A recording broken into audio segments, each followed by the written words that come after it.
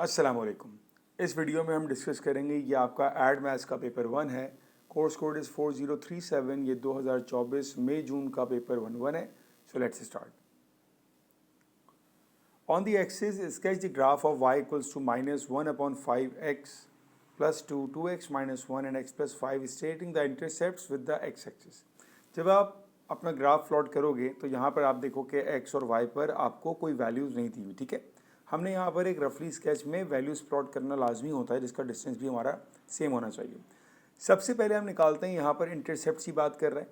तो अगर मैं बात करूँ एक्स इंटरसेप्ट की, जिसका मतलब ये हुआ कि एक्स इंटरसेप्ट के लिए मुझे वाई को 0 पुट करना पड़ेगा। अगर मैं वाई की जगह 0 पुट कर दूँ तो मेरे पास एक्स के आंसर्स क्या क्या आएंगे। पहला ब्रैकेट मेरे पास है x+2, उसको 0 से इक्वेट कर देंगे। दूसरा ब्रैकेट मेरे पास है 2x - 1, उसको 0 से इक्वेट करेंगे, क्योंकि बेसिकली मैं y की जगह 0 पुट कर रहा हूँ। x + 5 = 0। तो आपके पास इनके आंसर्स आना शुरू हो जाएंगे। पहले का आंसर आपको मिल जाएगा x = -2। सिंपल है ना, कि ये +2 है, यहाँ पे जाएगा तो -2 हो जाएगा। सेकंड वाले का आपको मिलेगा x = 1/2 और लास्ट वाले का मिलेगा x = -5। इसका मतलब मुझे समझ ये आ गया कि मेरे पास x की वैल्यूज़ पॉजिटिव साइड पर तो ज़्यादा नहीं है, हाँ नेगेटिव साइड पर जा रही है -5 तक, ठीक है। अब हम निकालते हैं इसी तरह y इंटरसेप्ट। अगर हम y इंटरसेप्ट निकालेंगे तो y इंटरसेप्ट का मतलब क्या हो गया कि x की जगह मैंने 0 पुट करना है। अगर मैं x की जगह 0 पुट कर दूं, मतलब ये भी 0 हो गया, ये भी 0 हो गया और ये भी 0 हो गया। अब बचा क्या आपके पास, y पर अब बचेगा y = -1/5 अपनी जगह। पहले ब्रैकेट में 0 + 2 2 हो जाएगा, 0 - 1 -1 और 0 + 5 5। सिंप्लीफाई किया, आपको इसका आंसर क्या मिलेगा भाई, +2 मिल जाएगा। इसका मतलब है y एक्सिस पर आ गया +2। अब हम बनाएंगे x से अपने एक्सिस ना, x y एक्सिस। तो मैंने यहाँ कर दिया भाई, ये हो गया मेरे पास 1 2 3 4 5। जब पेपर में आप ये काम करेंगे तो स्केल रख के आपका गैप जो है वो कांस्टेंट होना चाहिए। जिस तरह हम नॉर्मल ग्राफ बना रहे होते हैं वैसे ही काम करना है। ये नहीं कि आपने स्केच करना है तो आपने बहुत ही ज़्यादा रफली कर दिया, इसको अवॉइड कीजिएगा। इसी तरह y पर हमारी वैल्यू मैक्सिमम 2 तक जा रही है ना, तो y पर मैं अपना स्केल चेंज कर सकता हूँ। इसको 1 कर दिया, इसको 2 कर दिया, -1 -2। ये आ गए मेरे सारे पॉइंट्स। अब मैं पहले अपने पॉइंट्स को स्केच कर दूं। यहाँ पर x -2 था तो y 0 था, -2 था, x -5 था और x 1/2 0.5 यहाँ कहीं होगा, ठीक है। और y एक्सिस मेरे पास आ रहा था 2 पर आ रहा था। अब अगर मैं हाइपोथेटिकली x को मल्टीप्लाई करना स्टार्ट करूं तो ये x³ आएगा और यहाँ पर साइन मेरे पास नेगेटिव है। इसका मतलब ग्राफ कैसे बनेगा आपके पास, अब ये हुआ कि ग्राफ राइट से स्टार्ट होगा और लेफ्ट पर एंड होगा। ये ऐसा ग्राफ बन रहा होगा हमारे पास, ठीक है। तो अब हम इसको ग्राफ प्लॉट कर लेते हैं भाई। तो मेरे पास ग्राफ जो बनेगा, सारे पॉइंट कट करने चाहिए और ग्राफ आपका रफली स्केच होना चाहिए। तो ये ऐसा, ये ग्राफ का बिहेवियर आएगा। स्टार्ट का थोड़ा सा चेंज करना है मुझे, थोड़ा सा ये शेप खराब आया है, ठीक है, ऐसा आएगा। अब ये जाहिरी बात है, क्योंकि मैंने अपना स्केल पे y एक्सिस को ऊपर ले लिया 2, तो ये आ रहा है। अगर मैं 2 यहाँ रखता तो मेरा ग्राफ यहाँ से ऐसे चल रहा होता, ठीक है। तो बिहेवियर आपका सेम आएगा। आपने अपने एक्सिस को जो भी मेंशन करना है उसका गैप आप कांस्टेंट रखिएगा, इस बात का ख्याल रखना है। तो ये आपने सारे इंटरसेप्ट्स को हाईलाइट करना है यहाँ पर, ठीक है। सारे इंटरसेप्ट्स को आ गया। अब इसकी जो डेप्थ है ना, इसकी कोई हार्ड एंड फास्ट रूल नहीं है कि कितना होना चाहिए। अगर मैं इस ग्राफ को ऐसे बनाता ये तब भी एक्सेप्टेबल होता, और अगर मैं इसको इस तरह बनाता ये तब भी एक्सेप्टेबल होता।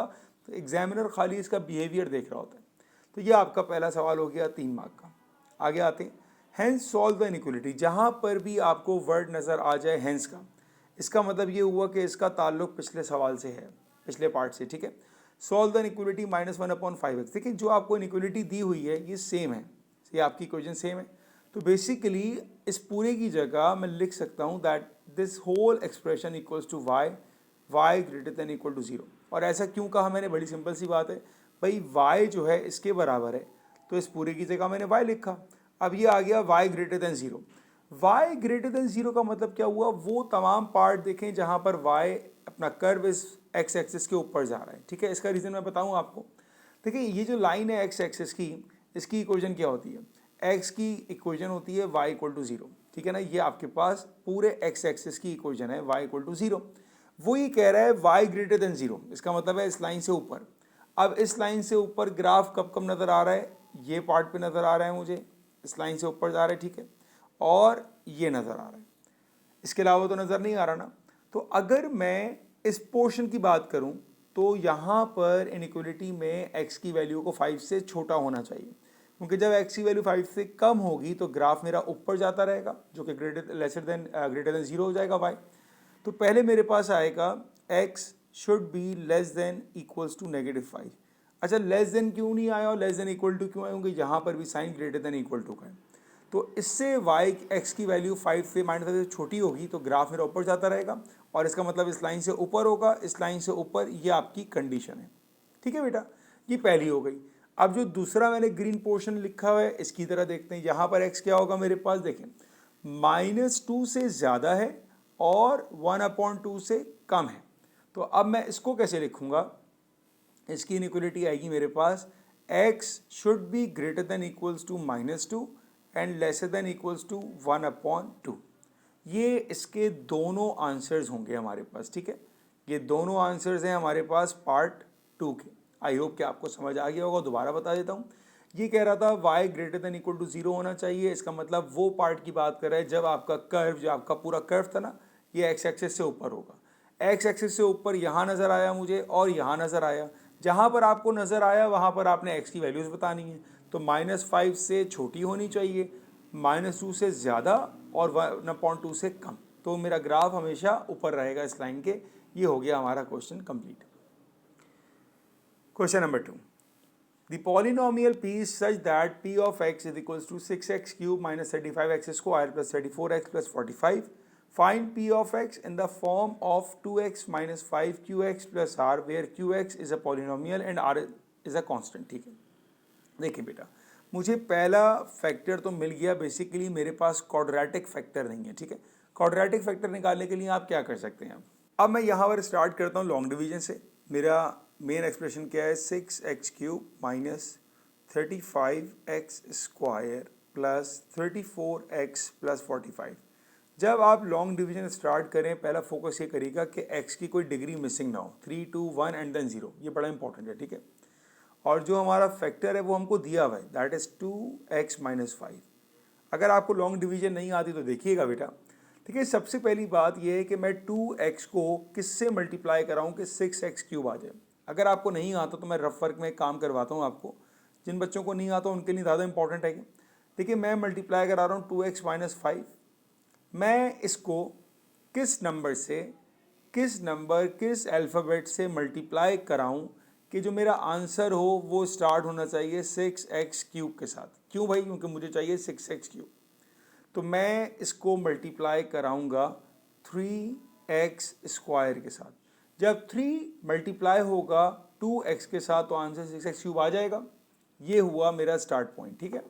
तो मैंने 3x स्क्वायर को 2x से मल्टीप्लाई किया, I got 6x cube minus 3 5 15x square. तो मैं ये लिख दूंगा यहाँ पर कि मैंने मल्टीप्लाई कराया 3x स्क्वायर के साथ, तो मेरा आंसर आया 6x cube minus 15x square, ठीक है। और अब सिंपल डिवीजन की तरह हम क्या करेंगे, साइन चेंज करेंगे, यहाँ पर प्लस का माइनस और माइनस का प्लस। उससे फ़ायदा क्या हुआ, ये हो गया हमारा कैंसिल आउट। क्या बचा, -35 प्लस 15 हो जाएगा -20x स्क्वायर, एंड ये एज इट इज़ नीचे आ जाएगा प्लस 34x। अब दोबारा वही रफर पे जाते हैं। हमारा रिमाइंडर क्या था, क्वेश्चन क्या था हमारे पास, 2x minus 5 divider 2x minus 5 को अब मैं किससे मल्टीप्लाई करूं कि मेरे पास -20x स्क्वायर आ जाए। देखिए, हम उसको फोकस कर रहे हैं जो हमें यहाँ चाहिए, -20x स्क्वायर। इसको फोकस नहीं करते हम, ठीक है ना, हमें इसको कैंसिल आउट करना है। तो मैं किससे मल्टीप्लाई करूँ उसको, so I need to multiplied by -10x, क्योंकि जब 10x 2 से मल्टीप्लाई होगा तो ये आएगा 20x square, and then minus minus plus 5 10s are 50x। मेरी एक अलग से वीडियो भी है लॉन्ग डिवीजन के ऊपर, तो अगर आपको उसको समझना है, ऐसी कोई प्रॉब्लम है तो उसको आप लाजमी देखिएगा, उसमें डिटेल डिस्कशन है लॉन्ग डिवीजन की, ठीक है। तो मैंने अब मल्टीप्लाई करा दिया -10x के साथ। तो मेरा आंसर क्या आया? मेरा आंसर आया -20x² + 50x। अगेन वही सिंपल डिवीजन फॉलो होगा, साइन चेंज किया जाएगा, माइनस का प्लस, प्लस का माइनस, फ़ायदा क्या हुआ? ये दोनों हो गए कैंसिल, क्या बचा? 34 - 50 that leads to -16x and +45। दोबारा आते हैं रफ फर्क पर। 2x - 5 हमारा डिवाइजर था, हम इसको किससे मल्टीप्लाई करें कि मेरे पास आ जाए -16x। देखें अब मैंने वही पहली चीज़ क्या थी, -16x को देखा कि मुझे ये चाहिए, तो मैं इस बार मल्टीप्लाई कराऊंगा 8 से, सही है ना, क्योंकि सॉरी -8 से, क्योंकि मुझे -16 चाहिए। तो -16 आ गया, माइनस माइनस प्लस, 8 5 = 40। तो मैंने यहाँ पर मल्टीप्लाई कराया -8 के साथ, तो आंसर आ गया -16x + 40। दोबारा वही काम, साइन चेंज कैंसिल हुआ, 45 - 40 बचा मेरे पास 5। तो अब जो मुझे वो कह रहा था पी ऑफ एक्स को इस फॉर्म में दो जहाँ पर क्यू एक्स आपका पॉलिनोमियल है and r is the constant. Basically r क्या आ गया मेरे पास, 5 आ गया रिमाइंडर, और क्यू एक्स क्या आ गया, क्यू एक्स मेरा कोशेंट आ गया। तो अब मैं इसको इस फॉर्म में अगर लिखूंगा तो कैसे लिखा जाएगा? ये आएगा 2x - 5 multiply Q of x, ये पूरा आएगा जिससे आपने इसको मल्टीप्लाई किया था, 3x² - 10x - 8, और जो आपका रिमाइंडर था वो क्या बचा था, वो बचा था 5। ये आपका answer. Next part, hence right the, again start मेरा वही पॉइंट से होगा भाई, यहाँ पर क्या लिखा हुआ है आपके पास, हेंस, इसका मतलब है ऊपर से कनेक्ट हो गया ये। Write the expression p of x - 5 as a product of its linear factors. Okay बेटा, सबसे पहली बात हमारे पास p of x क्या था? p of x हमारा मेन क्वेश्चन था 6x³ - 35x² + 34x + 45, ये हमारा क्वेश्चन था बेटा, ठीक है। हमने इसको किस फॉर्म में लेकर आ गए? हम इसको लेकर आ गए इस फॉर्म में, 2x - 5 जो पार्ट ए का आंसर था, टाइम्स 3x² - 10x - 8 एंड +5। ये हमारे पास आ गया था पहले पार्ट का आंसर, इसीलिए उसने हैंस का वर्ड यूज़ किया। अब मैं आपसे कहूँ बेटा ये +5 है, इसको अगर मैं यहाँ ले आऊँगा -5 हो जाएगा। तो ये हो गया p of x - 5 = 2x - 5 times 3x² - 10x - 8। अब आप ये देखो, यही तो आपको फाइंड करने का कहा था पेपर में, ठीक है बेटा। तो मुझे यहाँ पर सिर्फ इस पर मिडिल टर्म करनी है। ये जो पहला वाला ब्रैकेट है हमारा 2x - 5, ये तो ऑलरेडी लीनियर फॉर्म में आ चुका है ना, क्योंकि उसने कहा है कि लीनियर फैक्टर बताने हैं आपने। अब यहाँ पर आपने स्टार्ट करनी है मिडिल टर्म, 3 8 = 24 एंड 12 2 = तो ये आएगा 3x² - 12x + 2x - 8। ये हमने इसको फैक्टराइज कर दिया। 2x - 5 बेटा अपनी जगह ऐसे ही रहेगा। यहाँ पर हम कॉमन लेना स्टार्ट करते हैं। यहाँ पर कॉमन आएगा 3x, बचेगा हमारे पास x - 4 + 2 बचा हमारे पास x - 4। क्योंकि ब्रैकेट सेम आ गए, इसका मतलब है हमने बिल्कुल ठीक किया। ये 2x - 5 अपनी जगह, एक ब्रैकेट x - 4 आ गया और एक ब्रैकेट 3x + 2 आ गया। ये बने आपके आंसर्स। ये आपको निकालने को कहा था कि px - 5 को उसके लीनियर फैक्टर्स में जो आपने लिखा तो ऐसे आएगा। Next part, hence write down, again hence से स्टार्ट हुआ, solution of the equation p of x = 5। अब एग्जामिनर सिर्फ कंफ्यूज कर रहा है। देखिए ये लिखा हुआ है p of x = 5, मैं इसको लिखूँ p of x - 5 = 0, सही ऐसे ही लिखा हुआ है। अब इसका आंसर हम लोग यहाँ निकाल चुके थे, तो हमारे पास क्या आ गया, 2x - 5 जो फैक्टर्स ऊपर आए थे, x - 4 एंड 3x + 2 = 0। अब यहाँ से x के आंसर्स आएंगे हमारे पास, x = 5/2, x = 4 एंड x = -2/3। ये आपके आंसर्स आ गए इसके, ठीक है। आगे बढ़ते हैं। Question number 3, right 1 + log x² - 1 - 2 times log x - 1 where x is greater than 1 as a single log to base 10, give your answer in simplest form। Okay बेटा, सबसे पहला काम क्या करेंगे, सबसे पहला काम मुझे इस 2 को हटाना है यहाँ से, ठीक है। क्या हो जाएगा 1 plus log x square minus 1 minus log x minus 1 का होल स्क्वायर। ये हमने लॉग की प्रॉपर्टी अप्लाई कर दी कि लॉग कोफिशिएंट को पावर बना देता है, ठीक है। अब देखिए इसके पास भी लॉग, इसके पास भी लॉग, इस बेचारे के पास लॉग नहीं है, कोई बात नहीं। जिसके पास लॉग नहीं है वहाँ पर लिख देता हूँ मैं log 10, क्योंकि हमको मालूम है कि हमारे पास LG10 बराबर होता है 1 के, तो 1 के साथ लिखा मैंने log 10। इसका फ़ायदा ये हुआ कि अब सबके पास log आ गया।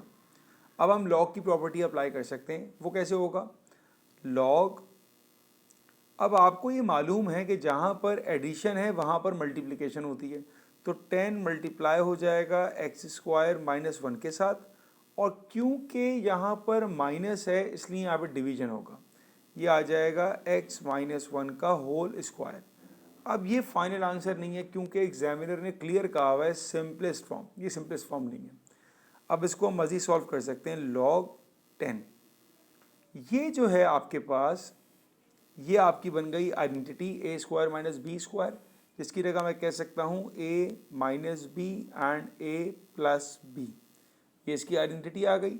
डिवाइड में जो लिखा हुआ है x माइनस 1 का होल स्क्वायर वो एज इट इज़ लिखा है, ठीक है। लॉग अपनी जगह, 10 अपनी जगह। अब आपके पास कैंसिलेशन हो गई कि x माइनस 1 और इसकी पावर हो गया कैंसिल, तो बचा क्या हमारे पास x plus 1 divided bye x minus 1, तो सिंप्लीफाइड कर दिया और ये हमारे पास इसका आंसर आ गया, ठीक है ना। इससे ज़्यादा हम इसको सिंप्लीफाई नहीं कर सकते। आगे बढ़ते हैं। Solve the equation 4 log 5x plus 1 equals to 9 log x plus 1 5। Give your answer in the form of a plus b root c where a b and c are the constants. चलें जी start करते हैं। हमारे पास है 4 log 5 of x plus 1 is equals to 9 log x plus 1 5, ठीक है। सबसे पहली चीज़ मैंने ऑब्जर्व करी कि यार यहाँ पर बेस 5 है और यहाँ पर बेस है x प्लस 1, तो मुझे यहाँ पर change of base law apply करना पड़ेगा। चेंज ऑफ बेस लॉ हमारे पास क्या होता है, अगर आपके पास लिखा है log a ऑफ b तो ये बराबर हो जाएगा 1 divided bye log b of a। ये होता है चेंज ऑफ बेस लॉ जो कि अब मैं अप्लाई करूँगा, ठीक है। 4 log 5 ऑफ x प्लस 1 अपनी जगह रहा इक्वल्स टू 9 अपनी जगह रहा। यहाँ पर आएगा चेंज ऑफ बेस लॉ, तो ये हो जाएगा 1 divided bye log 5 of x plus 1। समझें अब क्या हुआ। देखिए यहाँ पर a और b ने अपनी पोजीशन को स्वैप किया, बिल्कुल इसी तरह 5 और x प्लस 1 ने भी अपनी पोजीशन को स्वैप किया। ये हमने अप्लाई कर दिया चेंज ऑफ बेस लॉ। अब हमारे पास log 5x plus 1 log 5x plus 1 आ गया। क्वेश्चन को आसान बनाने के लिए मैं क्या करूँगा, मैं सपोज कर लेता हूँ, मैं ये कहता हूँ कि यार जहाँ पर भी log 5 ऑफ x प्लस 1 लिखा है उसको हम सपोज कर लेते हैं y से। तो अब मेरा क्वेश्चन बड़ा सिंपल फॉर्म में आ जाएगा 4y equals to 9 upon y। ये बना क्वेश्चन, कितना सिंपल हो गया। इस क्वेश्चन को हम यहाँ ले गए, कितना सिंपल फॉर्म में लिख दिया इसको मैंने। अब सॉल्व करना भी आसान हो जाएगा। अब ये हो जाएगा 4y square equals to 9, y square equals to 9 over 4, apply root on both sides, so y equals to plus minus 3 divided by 2। अब ये आंसर नहीं है क्योंकि क्वेश्चन में जो अननोन है वो x है, y थोड़ी है, y तो हमने बनाया हुआ है। तो अब हमको x को निकालने के लिए दोबारा इसको यूज़ करना पड़ेगा जो हमने सपोज किया था। हमने सपोज किया था अपनी आसानी के लिए कि log 5 of x plus 1 equals to y। इसको मैं 2 बार लिखूँगा। अच्छा 2 बार लिखने की वजह क्या, सिंपल है क्योंकि y के हमारे पास 2 आंसर्स आए। तो अब हम y के दोनों आंसर्स 1 बाय 1 यहाँ पर पुट करेंगे। पहला आंसर था मेरे पास प्लस का 3/2 और दूसरा आंसर मेरे पास था माइनस का 3/2। अब यहाँ पर सॉल्व करने के लिए आपको कन्वर्ट करना है लॉग फॉर्म को इंडेक्स फॉर्म में। कैसे होता है भाई, ये बेस जो है ना 5, ये वहाँ जाके धक्का मारेगी इसको। तो जब वहाँ जाके इसने धक्का मारा तो उसने कहा 3/2 हट जाओ, मैं आ गया। तो ये आ गया भाई। 3/2 ने कहा मैं कहाँ जाऊँगा, उसने कहा तुम मेरी पावर बन जाओ, तो ये आ गई 5 की पावर 3/2, यहाँ से log हो गया ख़त्म, तो x+1 आ गया। यही काम हमारा राइट साइड पर भी होगा, x+1 = 5 की पावर -3/2। सिंप्लीफाई करेंगे क्योंकि उसने क्वेश्चन में क्या हुआ है, हमें सर्च फॉर्म में देना है क्वेश्चन का आंसर, तो ये हो जाएगा x+1 = 5 की पावर 3/2 का मतलब क्या होता है, 5 × √5, ये मतलब होता है 5 की पावर 3/2 का। और यहाँ पर क्या हो जाएगा, x+1 = 1 / 5 √5, क्योंकि वहाँ पर पावर नेगेटिव थी, नेगेटिव को मैं नीचे लेकर आ गया। सही है बेटा। अब ये हो जाएगा x = 5 √5 -1। यहाँ पर हमें पहले करना पड़ेगा इसको रेशनलाइज, तो ये हो जाएगा 5 √5 डिवाइडेड बाय, जब आप इसको रेशनलाइज करते हो तो आप क्या करोगे, आप मल्टीप्लाई एंड डिवाइड करोगे अपने डिनोमिनेटर के साथ, 5√5 डिवाइडेड बाय 5√5, तो 5 5s are 25 एंड √5 5 is 5, ये हो जाएगा रेशनलाइज करके। ठीक है, इससे फ़ायदा 5 और 5 हो गया कैंसिल, तो मेरा आंसर क्या आ रहा है, √5 डिवाइडेड बाय 25 -1 = x, ये आ गया। और लेफ्ट साइड पर आ रहा है x = 5 √5 -1। फिर उस फॉर्म में लाने की बाद, जिस फॉर्म में उसने कहा a + b√c, तो पहले नंबर आएगा फिर अंडर आएगा। तो अब फाइनल आंसर कैसे आएगा, पहले नंबर और फिर √-1 + 5 √5 एंड x = -1 + √5 डिवाइडेड बाय 25। ये बने बेटा आपके फाइनल आंसर्स। ये आ गया x का एक आंसर और ये आ गया x का एक आंसर। ये हो गया क्वेश्चन हमारा कंप्लीट। तो इस क्वेश्चन में हमने चेंज ऑफ बेस लॉ से स्टार्ट किया, लॉग के रूल को अप्लाई किया, सब्स्टिट्यूट किया सिर्फ इसलिए कि हमारा क्वेश्चन आसान बन जाए, नहीं भी करेंगे तब भी आंसर सेम आएगा। जो आंसर आया उसको हमने दोबारा पुट किया, क्योंकि क्वेश्चन में अननोन हमारे पास x था, y नहीं था। अक्सर स्टूडेंट्स यहाँ पे लाके क्वेश्चन छोड़ देते हैं, ये मत करें, क्योंकि ये तो हमने सपोज किया था अपने क्वेश्चन को आसान बनाने के लिए, हमारा अननोन y थोड़ी था। तो ये हमारा हो गया क्वेश्चन कंप्लीट। आगे बढ़ते हैं। The first three terms in ascending power of x in expansion of 3 plus px to the power n are this, where n, p and q are constants, find the value for n, p and q। ये हमारा question binomial का है और बहुत कम सवाल होते हैं binomial जिसमें हमारे पास n की पावर अननोन है, तो ये एक अच्छा सवाल है, अच्छी तरह समझिएगा। इनफैक्ट अगर आपको बाइनोमियल आता है, आपने करा हुआ है, तो आई रिकमेंड कि वीडियो को पहले पॉज करें, खुद करने की कोशिश करें आप इसको। ओके बेटा, हमारे पास है 3 + px to the power n। Working formula क्या होता है, a की power n plus n combination 1, a की पावर n -1, b की power 1 plus n combination 2, a की पावर n -2 और b की पावर 2। मैं इससे आगे नहीं जाऊंगा क्योंकि मुझे यहाँ पर सिर्फ स्क्वायर तक जाना है। ठीक है, अब मेरे पास a और b क्या है, जहाँ पर a है वहाँ पर मैं 3 लिखूँगा, जहाँ पर b वहाँ पर px, जहाँ पर a 3, जहाँ पर b वहाँ पर px। ये तो मैंने फॉर्मूला पुट कर दिया। अब आते हैं भाई 3 power n, n combination 1 n होता है, 3 की power n -1 multiply with px plus n combination 2 क्या होगा, n factorial divided by 2 factorial into n -2 factorial. ये मैंने n कॉम्बिनेशन 2 पर वर्किंग फार्मूला अप्लाई किया है। ठीक है, 3 की पावर n -2 अपनी जगह, ये हो जाएगा p² एंड x²। ये हमारी इक्वेशन हो गई है एक्सपेंड। अब इसमें जो ट्रिकी पार्ट लगता है बच्चों को, वो सिर्फ ये वाला पार्ट लगता है। ये फार्मूला आपको हमेशा पता होना चाहिए, क्योंकि ये सिर्फ वहाँ अप्लाई होता है जहाँ पर आपका n अननोन होता है। वरना अगर n नोन होता तो आप इस चीज़ को एज इट लिखते कैलकुलेटर में और आपको आंसर मिल जाता, बट इसकी एक्सपेंशन आपको लाजमी आनी चाहिए। ठीक है, अच्छा ये मज़ीद सॉल्व करूँगा मैं इसको आगे। 3 की पावर n प्लस n, 3 की पावर n -1 px प्लस, अब n फैक्टोरियल का मतलब क्या होता है, n -1 n -2 फैक्टोरियल। देखिए वैसे तो ये n -2 n -3 4 चलता रहेगा, इन्फिनाइट चलेगा, मैंने 2 तक क्यों स्टॉप किया, क्योंकि डिनोमिनेटर में 2 था ताकि ये कैंसिल हो जाए। डिवाइडेड बाय 2 फैक्टोरियल 2 ही होता है एंड n माइनस 2 फैक्टोरियल।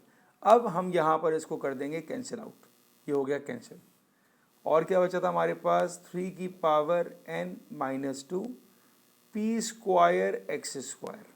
ठीक है बेटा। अच्छा जी, वो ये कह रहा था कि ये जो एक्सपेंशन है ये बराबर है इसके। अब मैं लेफ्ट साइड पर यही 3 टर्म्स को प्लेस कर रहा हूँ। वो टर्म्स क्या हैं, 243 plus 810x plus Q x square. अब मैं इसको कंपेयर करना स्टार्ट करता हूँ। जिसके पास कांस्टेंट जो है x के बगैर वो 243 है और मेरे पास कांस्टेंट है 3 पावर n। चलें जी, हमने दोनों को इक्वेट कर दिया, 243 इक्वल्स टू 3 पावर n। यहाँ से मुझे n मिल जाएगा और जब मुझे n मिल जाएगा तो अगर आप यहाँ पर ये स्टेप ना भी करो तब भी काम हो जाएगा इस केस में, क्योंकि यहाँ पर आपको n की वैल्यू पहले स्टेप में मिल रही है। वरना अगर n नहीं मिलता तो आपको ये एक्सपेंशन लाजमी आनी चाहिए। तो अभी इस क्वेश्चन में ज़रूरत नहीं है, बट ये नहीं हो कि आप इसको निगलेक्ट कर दो, इसको आप लाजमी सीखना। इस तरह के और सवाल आपको लाजमी पास्ट पेपर्स में नज़र आएंगे। अब हम इसको सिंप्लीफाई करते हैं। यहाँ से मुझे n का आंसर मिल गया 5 बाई यूजिंग योर कैलकुलेटर्स। ये आ गया भाई n का आंसर। ठीक है, अब मैं नेक्स्ट को इक्वेट करूँगा। यहाँ से है मेरे पास 810 x के साथ है और यहाँ पर x के साथ लिखा हुआ है ये पूरा, इसको उठा लेंगे हम लोग। तो लेफ्ट साइड से अगर आएगा 810 तो राइट साइड से आएगा n 3 n माइनस 1 और p। x नहीं आएगा क्योंकि x का कोफिशिएंट तो कंपेयर किया। अब जहाँ पर भी n है वहाँ पर मैं उसकी वैल्यू प्लेस करूँगा, 3 की power 5 minus 1 is 4 times p। अब देखिए सिर्फ एक ही अननोन है मेरे पास p, उसको हम इजीली यहाँ से फाइंड कर सकते हैं। सिंप्लीफाई किया, p का आंसर यहाँ में मिल गया 2। अब p भी आ गया, n भी आ गया। अब q निकालने के लिए जो हमारे पास फाइनल बचा है, यहाँ से q आएगा और यहाँ से क्या आएगा मेरे पास, जो कुछ स्क्वायर के साथ है, ये है और ये है। जो कुछ एक्स स्क्वायर के साथ था वो सबको मैं इक्वेट करूँगा। ये हो जाएगा q is equals to n minus 1 divided by 2 3 की power n minus 2 p square. ये आ गया। n की जगह 5 माइनस 1 4 डिवाइडेड बाई 2 3 की power 5 minus 2 3 and p is what 2 की पावर 2। सिंप्लीफाई करूँगा, 2 से 2 कैंसिल हो गया, 5 4 जार 20, 3 का क्यूब इज 27 एंड 2 एक बचा है मेरे पास। तो Q का आंसर आ गया मेरे पास 1080। ये हमारे पास आ गए Q के आंसर, P के आंसर और N का आंसर। कोई प्रॉब्लम? अब अगर आपको ये पार्ट अभी समझ में नहीं आ रहा तो इसके सवाल आप ज़रूर ट्राई कीजिएगा। इस सवाल को आप इसके बगैर भी कर सकते हो, यहाँ पर एक्सपेंशन की कोई ज़रूरत नहीं थी। आप इसको NC2 ही रहने दो यहाँ पर, ठीक है। अगर आप कंफ्यूज हो रहे हो NC2 रहने दो, क्योंकि n यहाँ मिल जाएगा, यहाँ पुट कर दोगे तो आपको उसको आंसर मिल जाएगा। तो बेटा ये हमारा क्वेश्चन हो गया, क्वेश्चन नंबर 4, 5 मार्क का एक अच्छा सवाल था ये। ओके, अब आते हैं नेक्स्ट पार्ट।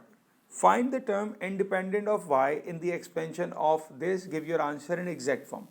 अच्छा, पहले तो समझे एग्जैक्ट फॉर्म का मतलब क्या होता है कि अगर आपका क्वेश्चन का आंसर सर्च फॉर्म में आ रहा है, रूट में आ रहा है, आप उसको उसी फॉर्म में छोड़ दोगे, उसको आप डेसिमल में आंसर नहीं दोगे, ठीक है।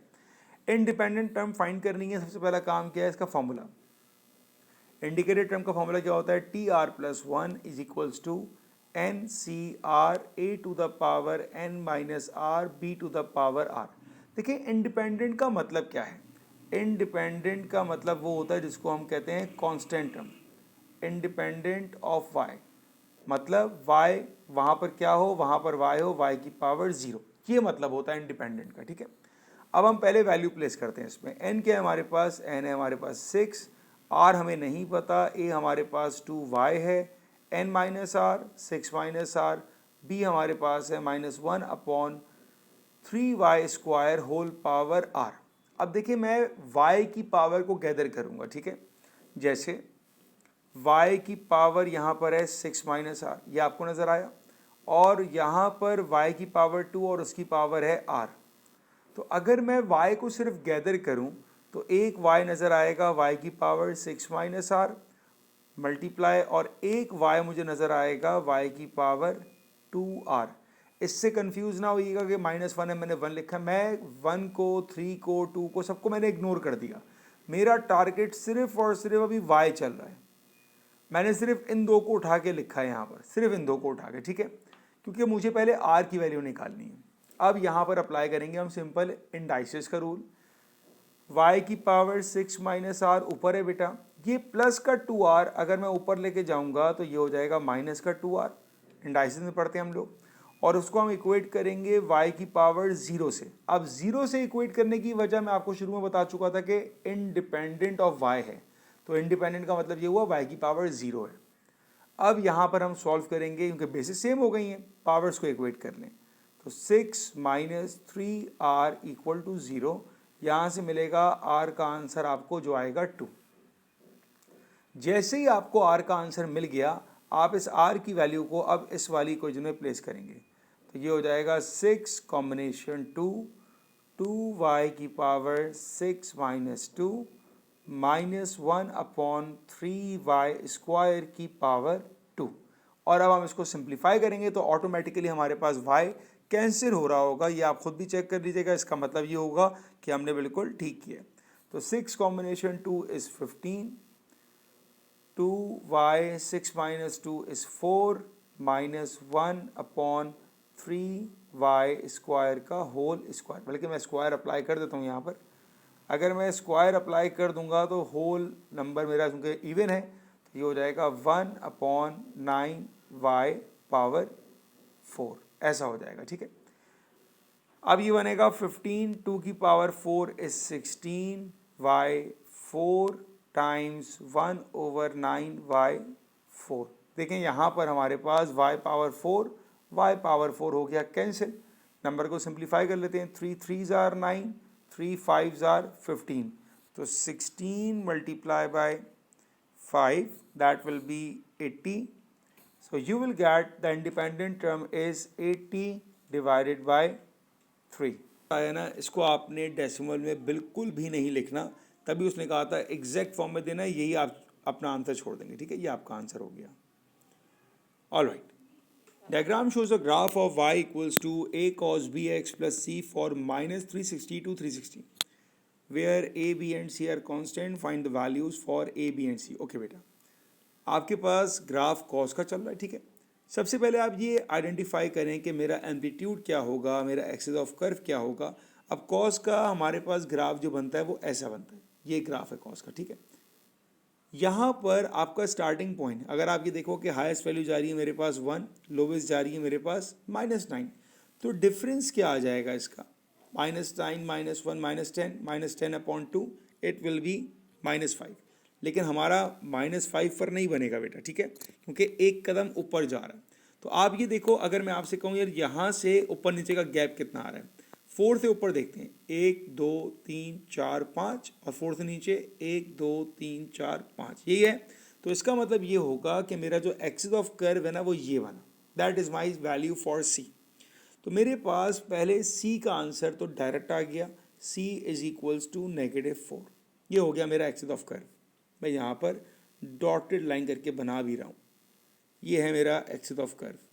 अब आप ये देखो, इससे हाईएस्ट पॉइंट कितना ऊपर है, 1 2 3 4 5, जो आपका हाईएस्ट पॉइंट है that is basically the amplitude, तो ए आ गया आपके पास 5। अब ये दो चीज़ें कैरी करना बड़ा आसान होता है। अक्सर बच्चा कंफ्यूज होता है कि यार इसका पीरियड क्या होगा, इसका इंटरवल क्या होगा, जबकि उसने दिया भी आपको बहुत बड़ा है, फ्रॉम -360 टू +360। पहले हम पीरियड का लिखेंगे वर्किंग फार्मूला। पीरियड होता है क्या हमारे पास, पीरियड होता है हमारे पास 360 डिवाइडेड बाय बी, ये हमारा वर्किंग फार्मूला होता है for sine and cosine. 360 divide by b, b हमें फाइंड आउट करना है। तो अगर हम बी को बनाएं यहाँ पर सब्जेक्ट, तो बी हो जाएगा हमारे पास 360 divided by p, where p defines the period. अब हमें P की वैल्यू कैसे निकालेंगे, P का हम एंगल कैसे निकालेंगे, बहुत ही सिंपल सी बातें बता रहा हूँ आपके पास। जो हमारा पीरियड होता है that is the difference between 2 highest और 2 लोवेस्ट। अगर मैं अपना ग्राफ देखूं, जो कंप्लीट ग्राफ नज़र आ रहा है, इसमें आपको एक हाईएस्ट नज़र आ रहा है लेकिन आपको 2 लोवेस्ट नज़र आ रहे हैं, ठीक है। अब इन लोवेस्ट की ज़रा वैल्यू देखते हैं। यहाँ पर जो हमारी वैल्यू है दैट इज़ -240, ये आपकी लोवेस्ट वैल्यू, और यहाँ पर जो लोवेस्ट वैल्यू है इट इज़ 240। तो ये जो पूरा इंटरवल हमारे पास आ रहा है ना, ये पूरा interval that is the period. तो मैं पीरियड के बारे में क्या कहूँगा, period is equals to 240 minus 240, that will be 480। ये पीरियड हो गया मेरा, इसकी वैल्यू को हम प्लेस कर देंगे। तो ये आएगा हमारे पास 360 divided bye 480 degree, 0 and 0 cancel हो जाएगा, 4 9s are 36, 4 12s are, 3 3s are and 3 4s are। ये बना आपका आंसर। ठीक है बेटा, ओके। नेक्स्ट पार्ट क्या था, the line y equals to p is a tangent to the curve y equals to 3 minus 2 sin 6 theta, write down the possible value of theta। Okay, आपको एक line they the, line y equals to p is tangent to the curve y equals to 3 minus 2 sin 6 theta। पहले देखें, इसका इस सवाल से कोई ताल्लुक नहीं है। अब इसका आंसर हम डायरेक्ट बता सकते हैं अगर हमको साइन का ग्राफ अपने माइंड में विजुलाइज करना आ जाए तो, और अगर आपको नहीं आ रहा तो कोई मसला नहीं है। देखें, मैं यहाँ पे रफली स्केच करूँगा, स्केचिंग के इतने खास मार्क्स नहीं होंगे यहाँ पर। अगर आप साइन का कर्व बनाएंगे तो ये साइन का कर्व कैसे बनेगा, देखें, ये स्टार्ट होगा हमारे पास 3 से स्टार्ट होगा, 3 + 2 5 एंड 3 - 2 1, ये इसके दो एक्सट्रीम बनेंगे। और जो मेरा ग्राफ बनेगा वो कुछ ऐसा बनेगा, क्योंकि माइनस से स्टार्ट हो रहा है तो ये ग्राफ बनेगा। ठीक है, ऐसा एक ग्राफ होगा मेरे पास 3 - 2 sin 6 थीटा का। अब वो जो लाइन बनाने की बात कर रहा है y = p, देखिए टेंजेंट लाइन कहाँ कहाँ बनेगी, टेंजेंट लाइन यू बन सकती है मेरे पास, that will be the tangent on this graph, right. और एक टेंजेंट मेरे पास ऐसे बन सकता है। इसके अलावा तो मेरे पास कोई टेंजेंट नहीं बनेगा। तो टेंजेंट वही लाइन होगी जो दो एक्सट्रीम पे मीट अप कर रही है। तो यहाँ पर y की वैल्यू क्या है मेरे पास, 5 है और 1 है। तो यही इसका आंसर होगा, write on the possible values of p। तो p can be equals to 1 और p इज इक्वल्स टू 5। ये आपके आंसर्स हैं। Next question, integration, find from 2 to 4 integral of 2 divided by 2x minus 3 minus 3 divided by 3x minus 5 का whole square, give your answer in exact form। अच्छा जी, सबसे पहला काम मैं साइन इंटीग्रल का दोनों के साथ अप्लाई कर रहा हूँ। तो integral of 2 to 4 2 divided by 2x minus 3 minus integral of 2 to 4 3 divided by 3x minus 5 whole square and dx दोनों के साथ है। ठीक है जी, अब आप इंटीग्रेट करना स्टार्ट करेंगे तो पहले तो फंक्शन को आइडेंटिफाई करेंगे ना। ये जो पहला वाला फंक्शन है इसका डेरिवेटिव क्या होगा, इसका डेरिवेटिव 2 होगा। 2 हमारे पास न्यूमरेटर में मौजूद है, तो भाई ये तो हमारे पास सिंपल आ गया ln की इंटीग्रेशन। लेकिन इसको अभी हम इंटीग्रेट नहीं कर सकते क्योंकि यहाँ पे पावर 2 है। तो पहला काम, इंटीग्रेट करने से पहले मुझे इसको सिंप्लीफाई करना होता है। तो ये वाला जो लेफ्ट जो मैं अभी लिख रहा हूँ ये तो हमारा रेडी टू इंटीग्रेट है, इसको हमें कुछ भी नहीं करना। Minus integral of 2 to 4 3 multiply with 3x minus 5 to the power -2 dx। ये मेरा क्वेश्चन हो गया पूरा अरेंज प्रॉपर। अब मैं इसको इंटीग्रेट करना स्टार्ट कर रहा हूँ। तो ये जो इंटीग्रल होगा that will be ln of 2x - 3, limits are from 2 to 4 minus, अब 3x - 5 का इंटीग्रेट करने के लिए देखें ये ऑलरेडी यहाँ पर मौजूद है, सही है ना। तो अगर फंक्शन का डेरिवेटिव उसके साथ में है तो आपने जस्ट पावर में 1 ऐड करना होता है। तो अब जब मैं इसको इंटीग्रेट करूँगा that will B 3x - 5, power ने 1 ऐड किया, it is -1 divided by -1 and the limits are same from 2 to 4। सही है बेटा, ये आपने इसको इंटीग्रेट कर दिया।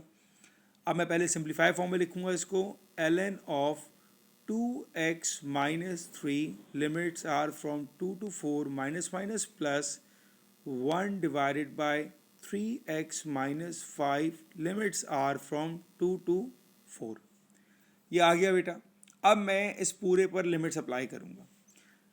पहले अपर लिमिट अप्लाई कर रहे हैं, ln of 2 4s are 8 - 3 plus 1 divided by 3 4 are 12 minus 5। ये मैंने इस पूरे पर अपर लिमिट अप्लाई कर दी माइनस, अब मैं लोअर लिमिट अप्लाई कर रहा हूँ।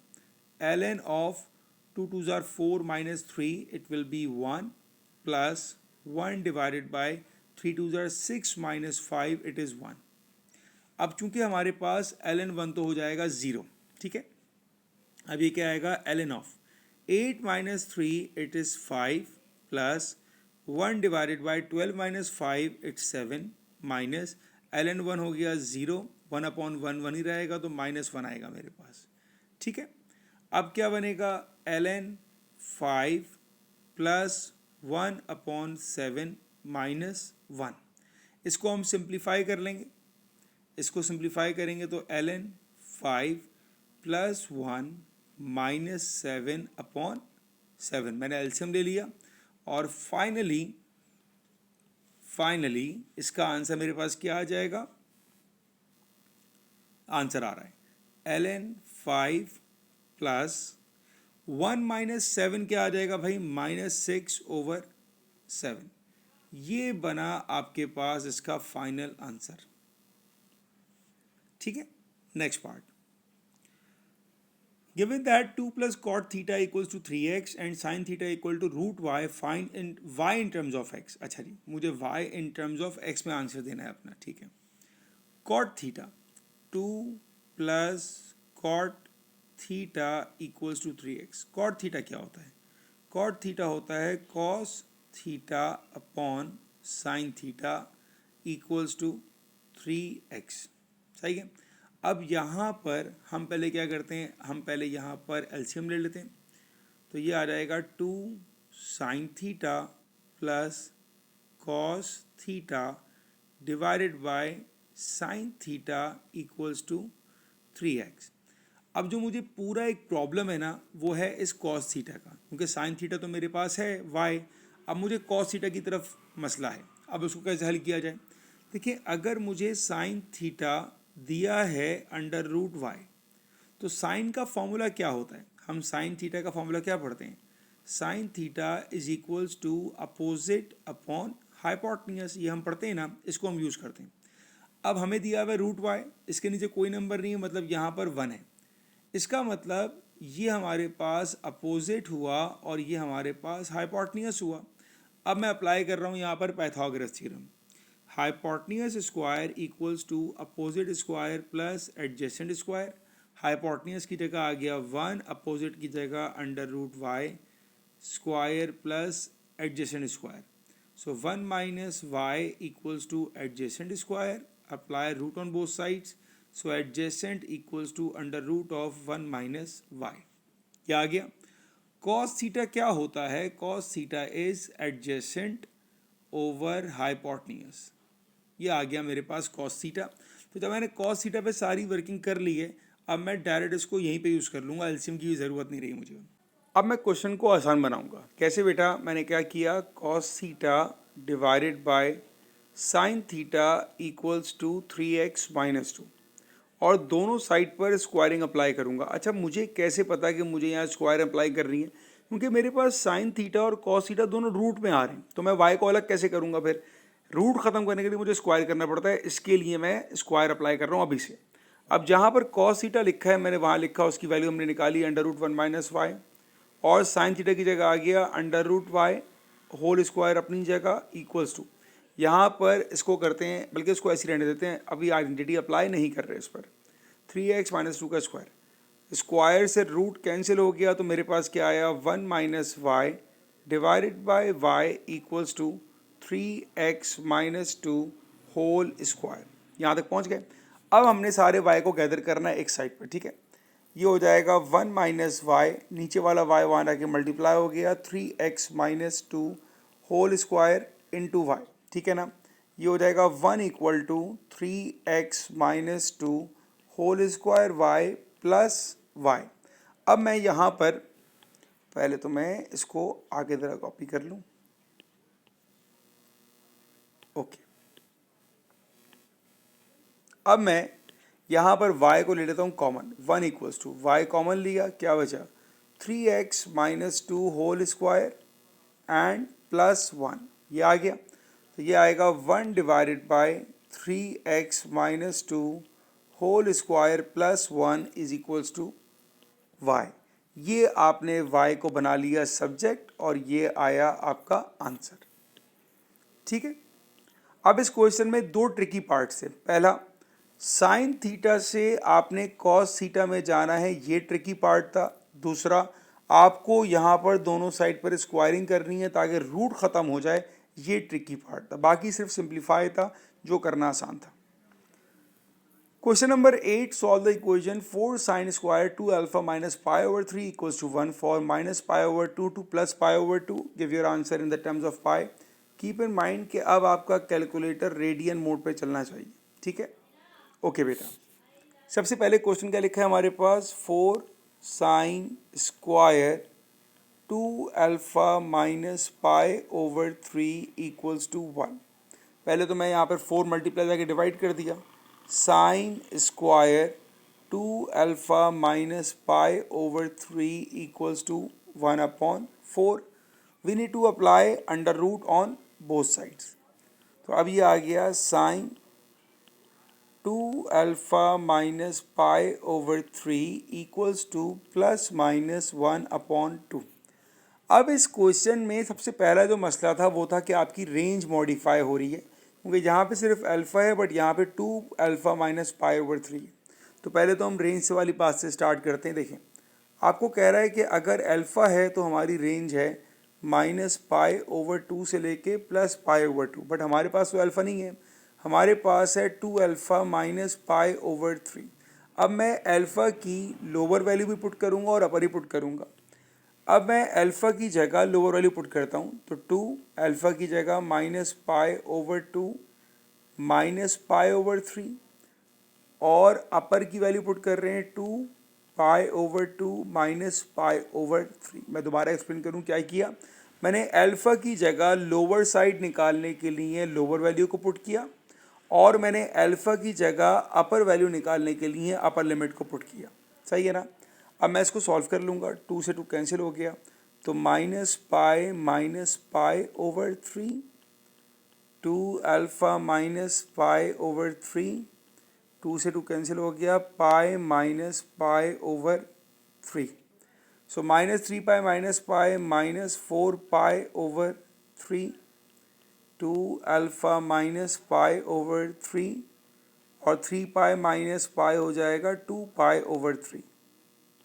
अब आपकी जो रेंज है ना वो इसके बीच में ट्रैवल कर रही है। अच्छा, मैं इसको थोड़ा आसानी में बताऊं अगर आपको डिग्री के लिए, तो पाई ओवर 3 होता है हमारे पास 60। तो बेसिकली आपकी रेंज है वो है -240 डिग्री से लेके पाई ओवर 3 होता है 62 120 डिग्री। ये आपकी रेंज है। ये मैं आपको रिकमेंड इसलिए करता हूँ कि भाई ये आपको डिग्री में हमें रीड आउट करना ज़रा ज़्यादा आसान लगता है। अब -240 से लेके 120 आ गया, तो मेरे पास क्वाड्रेंट यहाँ पे हाईलाइट हो गए। तो ये वाला पार्ट हमने क्यों किया, क्योंकि हमारी रेंज मॉडिफाई हो रही है क्वेश्चन की। अब मैंने इसके बीच में देखना है कितने एंगल्स आ रहे हैं। ठीक है बेटा, अब हमारा स्टेप शुरू हो गया यहाँ से। हम इस पूरे को ले लेंगे भाई, ये क्योंकि अल्फ़ा तो एग्जामिनर ले चुका है तो मैं अल्फ़ा नहीं ले रहा। अब मैं इसको ले लेता हूँ साइन, और कोई भी अल्फ़ाबेट ले लिया, के ले लिया, साइन के इक्वल्स टू प्लस माइनस 1/2। ठीक है बेटा, अब यहाँ पर आपने प्लस माइनस को अलग अलग करना है, क्योंकि प्लस माइनस का ताल्लुक हमारे क्वाड्रेंट से होगा, वैल्यू पर नहीं होगा। अल्फ़ा जो हम लोग निकालते हैं बेस एंगल, उस पर नहीं होगा। अब यहाँ पर बेस एंगल को मैंने यहाँ पर के बोला हुआ है। ठीक है, बेस एंगल के, ये आ जाएगा sine inverse of 1/2। Sine inverse of 1/2 is pi over, क्योंकि साइन 30 होता है, साइन 30 का मतलब क्या हुआ, पाई ओवर 6। ये आ गया मेरा बेस एंगल। ठीक है बेटा, अब कोऑर्डिनेट्स की बात करते हैं हम लोग। कोऑर्डिनेट्स की बात करते हैं। साइन हमारे पास पॉजिटिव और नेगेटिव, पहले हम चलें एक को ले लेते हैं पहले हम, ताकि वन एट अ टाइम पढ़ें तो आपको समझने में ज़रा आसानी भी हो जाए। पहले हम लेट सपोज स्टार्ट करते हैं साइन पॉजिटिव जहाँ जहाँ होता है। अब साइन पॉजिटिव कहाँ कहाँ होता है, साइन फर्स्ट में पॉजिटिव होता है और साइन सेकंड में पॉजिटिव होता है। ठीक है, इन दो में साइन पॉजिटिव होता है। हमारे पास जो बेस एंगल आया that is pi over 6। Pi over 6 का मतलब क्या हुआ, 30 डिग्री है भाई, ठीक है। डिग्री में जब बताऊंगा तो आपको अंडरस्टैंड करना है कि 120 से बाहर नहीं जा सकता। तो पहला तो मेरे पास पाई ओवर 6 है, 30 रेंज के अंदर है, और दूसरा क्या होगा मेरे पास 150। अब 150 जो है वो रेंज से आउट हो जाएगा क्योंकि मेरी रेंज चल रही है खाली 120। तो मेरे पास एक आंसर आ जाएगा साइन का पॉजिटिव पर, that will B pi over 6। ये मेरे पास पहला आंसर आ जाएगा। दूसरा आंसर नहीं आएगा, क्यों नहीं आएगा, क्योंकि हमारे पास उसकी रेंज की लिमिट बाहर जा रही है। कैसे बाहर जा रही है, ये एंगल मेरे पास 30 डिग्री है, अगर मैं ये निकालूंगा थीटा तो ये आएगा मेरे पास 150, और पॉजिटिव पर मेरी रेंज है 120 तक, इसलिए इसको नहीं लूँगा। तो इसका मतलब ये हुआ कि प्लस साइड पर मेरे पास खाली एक ही एंगल आ रहा है जो आ रहा है पाई ओवर 6। अब मैं आ रहा हूँ नेगेटिव साइड पर। साइन नेगेटिव कहाँ कहाँ होता है, साइन नेगेटिव इन दो जगहों पर होता है, ठीक है। एंगल क्या है, एंगल इज पाई ओवर 6 ये भी है, और पाई ओवर 6 ये भी है। अब अगर हम पहले क्वाड्रेंट में जाएंगे तो भाई ये हो जाएगा मेरे पास माइनस पाई ओवर 6, और ये आएगा, नहीं सॉरी ऐसे ही क्यों जाएंगे, हम तो यूँ जाएंगे, ठीक है ना, ये वाला आएगा। अब जब हमारी मूवमेंट स्टार्ट हुई क्लॉकवाइज, क्योंकि नेगेटिव आगे क्लॉकवाइज चलेंगे, तो भाई क्लॉकवाइज पर ये तो आएगा माइनस पाई ओवर 6, बिल्कुल आएगा। देखिए क्लॉकवाइज वाले ब्लैक से लिख रहा हूँ, माइनस पाई ओवर 6 बिल्कुल आएगा। उसके बाद जब मैं इधर जाऊँगा ये कितना आएगा मेरे पास, that will be minus 150 degree, जो बराबर होता है 5 पाई ओवर 6 के, ठीक है। ये 5 पाई ओवर 6 होता है हमारे पास 150। ये कौन सा एंगल आ रहा है, ये एंगल मेरे पास ये वाला आ रहा है, ठीक है ना। अब आगे देखिएगा, देखिए हमारे पास जो साइन पॉजिटिव वाला था वो था सेकंड क्वाड्रेंट में, ऐसे था, बिल्कुल था। जो हमने यहाँ पे रिजेक्ट किया था क्योंकि 120 आ रहा था, बट ये चीज़ यहाँ रिजेक्ट नहीं होगी। कैसे बेटा, देखें यहाँ से यहाँ तक होता है हमारा 180, हमारा एंगल था दैट इज पाई ओवर 6, जिसको हम कहते हैं 30 डिग्री। पहले डिग्री में समझिएगा, यहाँ से यहाँ तक आया 180, 180 में 30 और कवर किया, ये आया 210, 210 रेंज में कवर हो रहा है, इसका मतलब है ये वाला एंगल भी इंक्लूड किया जाएगा। तो अब इसको हम लिखेंगे कैसे, ये हमारे पास आएगा माइनस पाई ओवर 6। तो ये जो हमारे पास एंगल था ना, ये था यहाँ पे ट्रिकी पार्ट, ये यहाँ पे ट्रिकी था। क्योंकि बच्चे क्या कर रहे थे, पॉजिटिव साइड पर एक निकाला, नेगेटिव पे दो निकाले, ख़त्म कहानी। नहीं, आपने देखना है अगर आपका एंगल इस रेंज में आ रहा है तो उसको लाजमी इंक्लूड किया जाएगा। अब ये वाला एंगल नहीं ले रहा क्योंकि ये रेंज से बाहर जा रहा है हमारा नेगेटिव में, तो ये नहीं आ सकता। तो अब हमारे पास नेगेटिव साइड पर तीन एंगल आ रहे हैं, एक आया माइनस पाई ओवर 6, एक आया माइनस 5 पाई ओवर 6, और इसका आ जाएगा minus 6 minus 1 minus 7 pi over 6, और पॉजिटिव पर आ रहा था खाली एक, दैट वाज पाई ओवर 6। अब हम क्या करते हैं, हमारा जो मेन एंगल था, ये जो हम सब के आंसर निकाल रहे हैं ना, ये तो हम सब थीटा निकाल रहे हैं, तो हमारा जो मेन एंगल था that was 2 alpha minus pi over 3। अब जो फाइनल आपका आंसर आएगा उसमें आप इन सब को इक्वेट करोगे, 2 alpha minus pi over 3 equals to, कौन कौन से एंगल आए, पहला छोटा था माइनस पाई ओवर 6, फिर था माइनस 5 पाई ओवर 6, फिर था माइनस 7 पाई ओवर 6, और एक पॉजिटिव का था पाई ओवर 6। ये चारों एंगल आ गए। अब इन चारों एंगल में पाई ओवर 3 ऐड होगा और 2 सबसे डिवाइड होगा, तो अब ये हो जाएगा minus pi over 6 plus pi over 3 पहला, minus pi 5 pi over 6 plus pi over 3, minus 7 pi over 6 plus pi over 3, और pi over 6 plus pi over 3। इसको अब हम सॉल्व करते हैं, तो ये 2 से मल्टीप्लाई होगा, ठीक है। तो 2 pi minus pi it will B pi over 6, ये भी 2 से मल्टीप्लाई होगा, तो minus 5 pi plus 2 pi minus 3 pi over 6, ये भी 2 से मल्टीप्लाई होगा, तो minus 7 plus 2 minus 5 pi over 6, और ये भी 2 से मल्टीप्लाई होगा, तो 2 pi plus pi 3 pi over 6। इसमें हम सिंप्लीफाई करें अगर, तो pi over 6 minus pi over 2 minus 5 pi over 6 and pi over 2। अब ये सब किसके बराबर थे, ये रह गए थे 2 अल्फ़ा के। अब इन सब से आके 2 डिवाइड होगा, तो जब पहले से 2 डिवाइड होगा तो ये आ जाएगा मेरे पास π/12 माइनस π/4 माइनस 5π/12 एंड π/4। ये बने आपके सारे फाइनल एंगल्स अल्फा के। ये बना आपका फाइनल आंसर। ठीक है, 2 यहाँ पर मल्टीप्लाई था, डिवाइड होगा तो इन सब से मल्टीप्लाई हो जाएगा। तो ये आपके फाइनल आंसर्स बने। सो एक अच्छा सवाल था। इस सवाल में एग्जामिनर ने काफ़ी कुछ चेक किया। आपका ट्रिग्नोमेट्री की नॉलेज चेक हो गई, आपके क्वाड्रेंट्स की नॉलेज चेक हो गई, आपका अल्फा चेक हो गया, आपकी रेंज चेक हो गई, सब कुछ इस क्वेश्चन में चेक किया एग्जामिनर ने। तो ट्रिग्नोमेट्री के हिसाब से एक अच्छा सवाल था। ठीक है, जिसमें यहाँ पर हमारे रेंज को आइडेंटिफाई करना कि नेगेटिव पे भी इसको इंक्लूड किया जाएगा, that is a tricky part as well. आगे बढ़ते हैं। Question number 9, solve the simultaneous equation.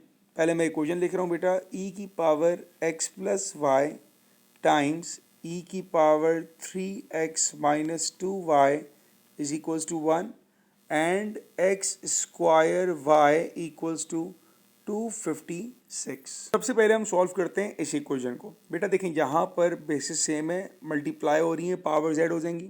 तो मैं कह सकता हूँ e की पावर x प्लस 3x हो गया 4x, y माइनस 2y हो गया माइनस y इक्वल टू 1 की जगह मैं लिख दूँ अगर e की पावर 0, कोई फ़र्क नहीं पड़ा क्योंकि किसी भी नंबर की पावर 0 1 होता है।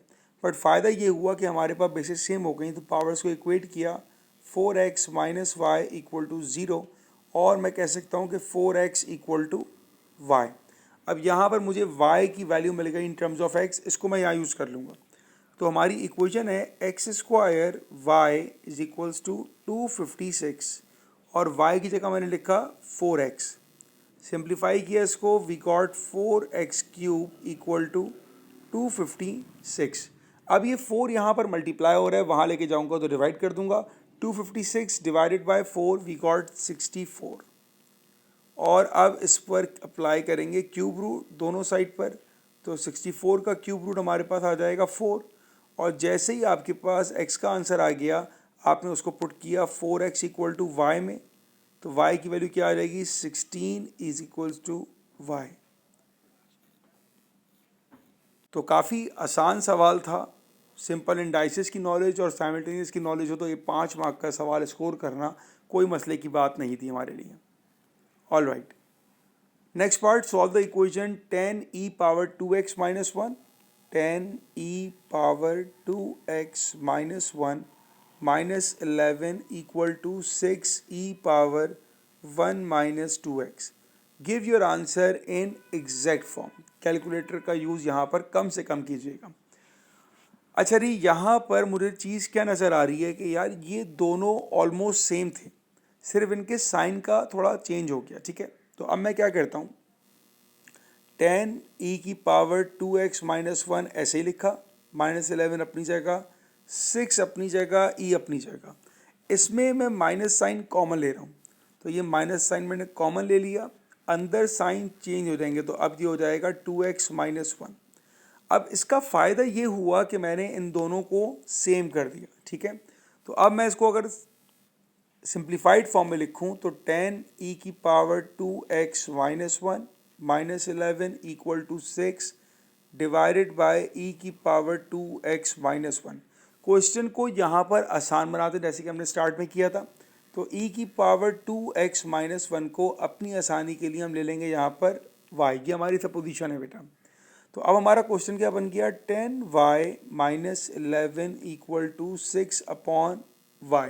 क्रॉस मल्टीप्लाई कर लेते हैं, 10y square minus 11y equal to 6।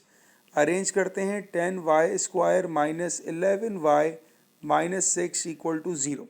ये बन गई आपकी मिडिल टर्म, 10 6 जार 60। अब दो नंबर ऐसे जिनको मल्टीप्लाई करके 60 आए और प्लस माइनस करके 11 आए।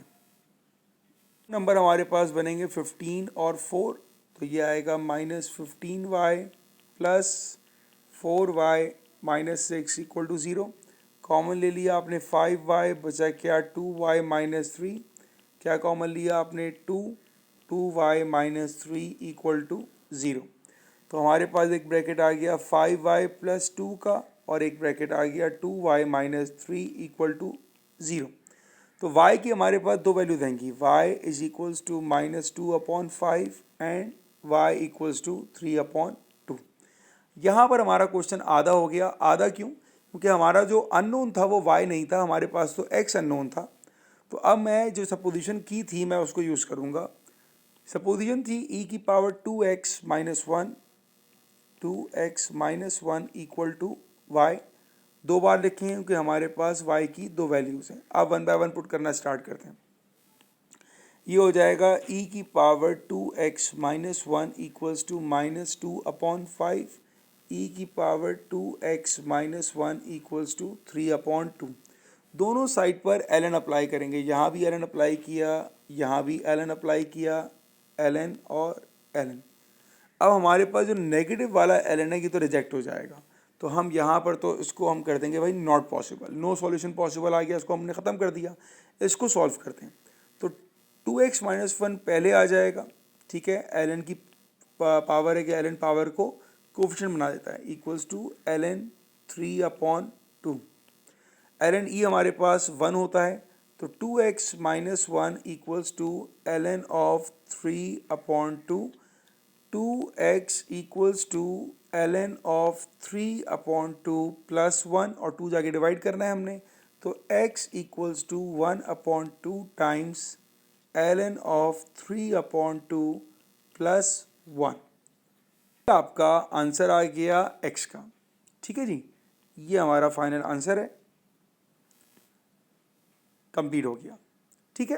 तो इस क्वेश्चन में आपकी बेसिक नॉलेज इंडाइसिस से स्टार्ट हुई, फिर यहाँ पर कॉमन लिया ताकि हमने ब्रैकेट को सेम किया, सेम करने के बाद हमने सपोज किया कि वो y है ताकि क्वेश्चन हमारा आसान बन जाए। फिर मिडिल टर्म कर दी, y की वैल्यूज़ निकाली और y की वैल्यू को दोबारा इसमें पुट किया ताकि हम x निकाल सकें। जहाँ पर नेगेटिव आ गया तो नेगेटिव में लॉग डिफाइंड हो जाता है, वहाँ ख़त्म हो गया। पॉजिटिव वाले को हमने सिंप्लीफाई किया और हमारे पास x का आंसर आ गया। Next question number 10. In this question, all distances are meters and timed in seconds. A particle P is at a fixed point O at time t equal to 0. The velocity of P is given by this. Find the exact value of t for which the velocity is 0 for the first time after P leaves O. हमारे पास equation है velocity की। Velocity is equals to 3 sin 2t, ठीक है बेटा।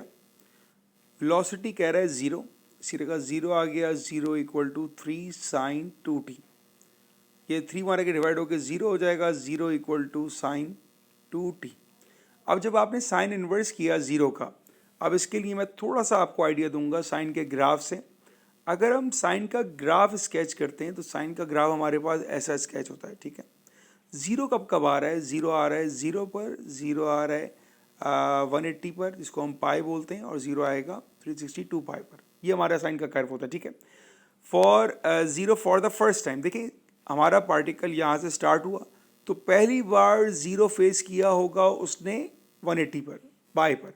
तो sine inverse जब हम 0 करेंगे, ऑल दो के कैलकुलेटर आपको 0 दिखाएगा, बट आपको पता है कि यहाँ पे 0 नहीं आएगा क्योंकि 0 तो आपका स्टार्टिंग पॉइंट था। उसने कहा पहली बार 0 कब आएगा? जब स्टार्ट हो जाएगा। तो पहली बार 0 आएगा जब एंगल उसका 180 होगा।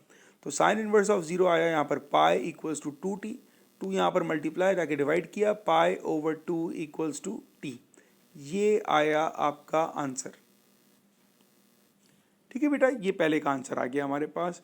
Next one, find an expression in terms of t for the displacement of p from o at time t। अब आपको निकालना है डिस्प्लेसमेंट। उसका मतलब ये हो गया कि आपने वेलोसिटी को करना पड़ेगा integrate. Velocity equals to 3 sin 2t।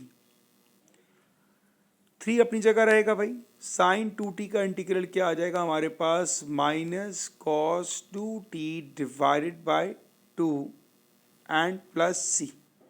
ये हमारे पास आ गया डिस्प्लेसमेंट का एक्सप्रेशन, ठीक है। अब वो आपसे क्या कह रहे हैं? आ पार्टिकल एट फिक्स पॉइंट था, ठीक है। इसका मतलब डिस्प्लेसमेंट की वैल्यू 0 होगी जब टाइम 0 होगा। तो आप पुट करोगे c निकालने के लिए, जब s 0 होगा तो टाइम भी मेरे पास 0 होगा। s की जगह 0 पुट किया, 3 minus cos 2 0 divided by 2 plus c। अब कॉस 0 क्या होता है? कॉस 0 हमारे पास 1 होता है। तो ये हो जाएगा 0 equals to 3/2 with the negative sign plus C, और सी का आंसर आ जाएगा 3/2। इस सी के आंसर को हम अपनी मेन इक्वेशन में पुट करेंगे, इस वाली इक्वेशन में। तो एस क्या हो जाएगा, S equals to -3 cos 2t divided by 2 plus C की जगह आ जाएगा 3/2। ये हमारे पास आया हमारा डिस्प्लेसमेंट का एक्सप्रेशन। ठीक है जी, क्लियर है बात। आगे बढ़ते हैं। Find the distance travelled by P for 0 to पाई। अब आपको निकालना है भाई डिस्टेंस, ठीक है। अब यहाँ पर आ रही हैं आपके पास लिमिट्स। तो जो हमने एक्सप्रेशन बनाया था पिछले पार्ट में, s is equals to 3/2 minus 3/2 cos 2t, ये हमारा एक्सप्रेशन था। इस पे हमने निकालना है इसका डिस्टेंस, ठीक है। यहाँ पर पहली बात ये समझना है कि भाई फ़र्क क्या हुआ डिस्प्लेसमेंट का और ये डिस्टेंस का। देखें, इसका एक बड़ा इंपॉर्टेंट पार्ट जो ना हमने पार्ट ए में किया था, जहाँ पर हमने ये पूछा था वेलोसिटी 0 कब हो रही है। तो वेलोसिटी हमने कहा था 0 हो रही है π/2 पर। इसका मतलब क्या हुआ, मैं रफली एक डायग्राम बना के दिखा रहा हूँ। हम पार्टिकल के बारे में पढ़ते हैं काइनेमेटिक्स में कि हमारे पास पार्टिकल जा रहा है और यहाँ जाके उसकी वेलोसिटी 0 हो रही है ना। तो वेलोसिटी 0 हो रही है हमारे पास, हमने देख लिया था ये। अगर मैं आपसे कहूँ कि इस पार्ट की डिस्प्लेसमेंट क्या है, तो डिस्प्लेसमेंट तो ये वाला डिस्टेंस होगा, that is displacement, the shortest possible distance. लेकिन डिस्टेंस क्या होगा, डिस्टेंस तो ये पूरा होगा। तो यही चीज़ हमने यहाँ करनी है। अब हमारा जो इंटरवल है फ्रॉम 0 to पाई है, 0 से पाई में हमारा इंटरवल पहला ब्रेक कहाँ हुआ था, π/2, जहाँ पे वेलोसिटी 0 हुई थी। जो हमने देखा था कि पार्टिकल जा रहा है तो यहाँ पे 0 हुआ, फिर यहाँ से ट्रेवल किया इसने, जाहिर बात है डिस्टेंस ये भी होगा, डिस्टेंस ये भी होगा। तो दोनों डिस्टेंस को हमने ऐड अप करना होगा। तो अब जो हमारी लिमिट्स यहाँ पर अप्लाई होंगी, हमारी लिमिट्स दो अप्लाई होंगी। पहली हमारी लिमिट्स अप्लाई हो रही है फ्रॉम 0 to π/2, जहाँ पर पार्टिकल पहली बार 0 हुआ था, और फिर यहाँ से स्टार्ट किया पार्टिकल ने, जाहिर बात है, और कहाँ तक पहुँचा, फिर वो पाई तक पहुँचा। तो अब हम इसमें ऐड ऑन करेंगे प्लस। सेम यही हमारा एक्सप्रेशन होगा 3/2 माइनस 3/2 cos 2t, ये सेम है। लेकिन अब इस पे जो लिमिट्स होगी हमारी वो लगेगी फ्रॉम π/2 से लेके पाई, क्योंकि हमारा जो मेन जर्नी है वो 0 से लेके पाई जा रहा है, और 0 से लेके पाई तक में पहली बार ट्रेवल हुआ था फ्रॉम 0 to π/2, यहाँ को डिस्टेंस ट्रेवल किया था, फिर π/2 से पाई ट्रेवल किया, वहाँ पे कुछ डिस्टेंस ट्रेवल हुआ। इन दोनों को हम ऐड अप करेंगे to find the total distance, ये हमारा काम था, ठीक है। अब इसको इंटीग्रेट मैं नहीं करूँगा, क्योंकि यहाँ पर मैंने वेलोसिटी को ऑलरेडी इंटीग्रेट कर लिया था। ये जो हमारा आंसर आया था, ये हमारा आंसर डिस्प्लेसमेंट का ही था, तो इसको मैंने इंटीग्रेट नहीं करना है, मैंने जस्ट यहाँ पर इसकी लिमिट्स पुट करनी है। तो इस पूरे पर जो पहले हमारे पास है, इस पर हम लिमिट लगा रहे हैं फ्रॉम 0 to π/2, जहाँ पर पहली बार वेलोसिटी 0 हुई थी, फिर यहाँ से पार्टिकल दोबारा स्टार्ट हुआ था π/2 से, और कहाँ तक जा रहा है, पाई तक जा रहा है। अब आपने वैल्यू पुट करना स्टार्ट करनी है। तो पहली लिमिट पुट कर रहे हैं, अपर लिमिट 3/2 माइनस 3/2 cos 2, और t की जगह आ जाएगा π/2 अपर लिमिट। यहाँ भी अपर लिमिट पुट कर रहा हूँ, 3/2 माइनस 3/2 cos 2, और t की जगह आ जाएगा पाई। ये पूरी आ गई मेरे पास अपर लिमिट, ठीक है। इसको मैं थोड़ा नीचे कर दूं ताकि साथ ही माइनस में आ जाए लोअर लिमिट, बीच में आया माइनस, और अब मैं स्टार्ट करूंगा लोअर लिमिट। तो जहाँ पर भी टी होगा वहाँ 0 पुट करूंगा। 3/2 माइनस cos 0 तो 1 हो जाएगा, तो 3/2 रहेगा। 3/2 माइनस 3/2 प्लस 3/2 माइनस, यहाँ पर हमारे पास 0 है लोअर लिमिट, और यहाँ पर हमारे पास है π/2, तो ये आएगा 3/2 माइनस 3/2, सही है, प्लस 3/2 माइनस 3/2 cos 2 π/2। ये 3/2 ये वाला 3/2 ये आया, ये वाला 3/2 ये आ रहा है, और इसको मैंने यहाँ पर पुट किया। तो सब में एक साथ अपर लिमिट डाल दी और लोअर लिमिट डाल दी, ठीक है। बल्कि थोड़ा सा लेंथी हो जाएगा, कन्फ्यूजन भी ज़्यादा क्रिएट करेगा। मैं ब्रैकेट बाय ब्रैकेट करता हूँ सॉल्व इसको, आपके लिए भी आसानी होगी और मेरे लिए भी आसानी हो जाएगी। तो मैं सिर्फ पहले इस पर अप्लाई कर रहा हूँ लिमिट्स। तो ये हो जाएगा 3/2 माइनस 3/2 cos 2 और t की जगह π/2 अपर लिमिट इस पर अप्लाई कर दी, और अब इसी पर ही लोअर लिमिट अप्लाई कर रहा हूँ, माइनस इसी पर लोअर लिमिट 3/2 माइनस 3/2 कॉस, और यहाँ पर आ गया 0। तो मेरे पास अब ये पूरा ब्रैकेट ये आ गया।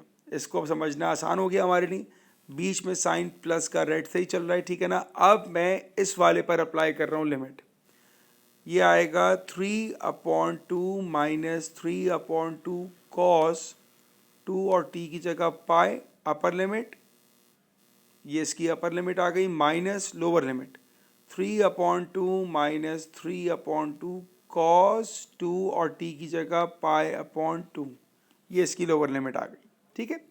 अब इसको सिंप्लीफाई करते हैं हम, 3/2 अपनी जगह रहेगा, माइनस ये 2 से 2 कैंसिल हो गया, कॉस पाई कितना होता है, कॉस पाई 090 कॉस पाई होता है मेरे पास -1, तो ये पूरा बन गया -1 माइनस माइनस हो जाएगा +3/2, ठीक है, -3/2 माइनस माइनस +3/2, क्योंकि कॉस 0 1 होता है।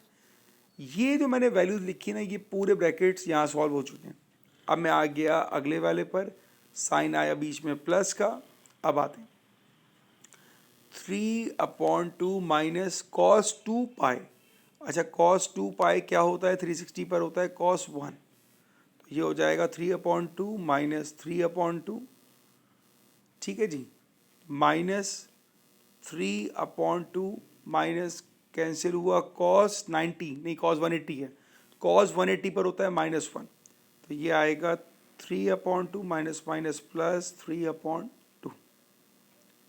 ये पूरा काम जो मैं ग्राफ बना के कर रहा हूँ, आप इसको डायरेक्ट कैलकुलेटर से करिएगा तो आपको आराम से समझ में आ जाएगा। अच्छा ये कैंसिल हो गया, 3/2 कितना हो जाएगा, 6/2, दैट विल बी 3, सही है, प्लस ये तो कैंसिल हो गया, 3/2 दैट विल बी 6/2।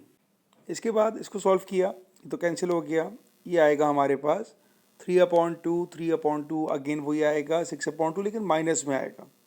अब अगर आपको लग रहा है कि यार ये तो डिस्टेंस मेरा नेगेटिव आ जाएगा, नहीं, देखें कहानी क्या हो रही थी, मैंने आपको यहाँ पर एक्सप्लेन किया था, पार्टिकल जा रहा है, पार्टिकल जा रहा है, पार्टिकल रुका और फिर पार्टिकल वापस आया। ये जो वापस आ रहा है इसकी वजह से साइन नेगेटिव आ रहा है, लेकिन ये साइन इफेक्ट करता है डिस्प्लेसमेंट में, डिस्टेंस पे नहीं करेगा। ये साइन सिर्फ इसकी डायरेक्शन को हाईलाइट कर रहा है, ठीक है। तो अगर हम बात करें डिस्टेंस की, तो मैं आपसे कहूँ भाई लेट सपोज यहाँ से यहाँ तक गया, मैं आपसे एग्जांपल बात करता हूँ, लेट सपोज कि ये हमारे पास डिस्टेंस है यहाँ तक 10 और ये है मेरे पास 3, तो अगर ये 10 है और ये 3 है तो डिस्टेंस क्या आएगा, डिस्टेंस आएगा 13, लेकिन डिस्प्लेसमेंट क्या आएगी, डिस्प्लेसमेंट आएगी 7, क्योंकि ये पार्ट मेरे पास 7 का होगा, ठीक है, बात समझ आ रही है। तो डिस्टेंस के लिए हम इसका साइन इग्नोर करते हैं, ऑल्दो कि ये वापस आ रहा होता है, तो उस वापस आने की वजह से डायरेक्शन इसकी अप रिवर्स हो रही है, उसके लिए साइन नेगेटिव आता है, बट डिस्टेंस के लिए नहीं आता, तो हम यहाँ पर इसका माइनस साइन इग्नोर कर देंगे, तो ये होगा 3 + 3 दैट विल बी 6, ये आपका डिस्टेंस आएगा। क्यों आएगा, मैंने आपको रीज़न बता दिया कि हमारे पास ये पार्टिकल यूं गया, ट्रैवल करके जब वापस आ रहा था, डायरेक्शन इसकी इस वाले पार्ट पर चेंज हुई।